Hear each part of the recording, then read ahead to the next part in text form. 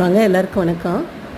மாங்காய் சாதம் செய்கிறதுக்கு ஒரு மாங்காய் எடுத்து அதை காம்பை எடுத்துகிட்டு அப்படியே தோலோடு சீவி எடுத்துக்கோங்க.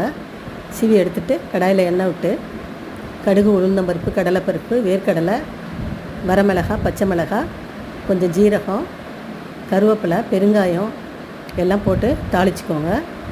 தாளிச்சிட்டு மாங்காயை போட்டுட்டு ஒரு ஸ்பூன் மிளகாத்தூள் போடுங்க. போட்டு சாதம் ஆற வச்சதை எடுத்து கொட்டி கலர்னிங்கன்னா மாங்காய் சாதம் ரெடி. ரொம்ப சூப்பராக இருக்கும். சீக்கிரமே செஞ்சிடலாம். செஞ்சு பாருங்கள். சாதத்தானா உதிரி உதிரியாக வடிச்சுக்கோங்க, அப்போ தான் நல்லாயிருக்கும்.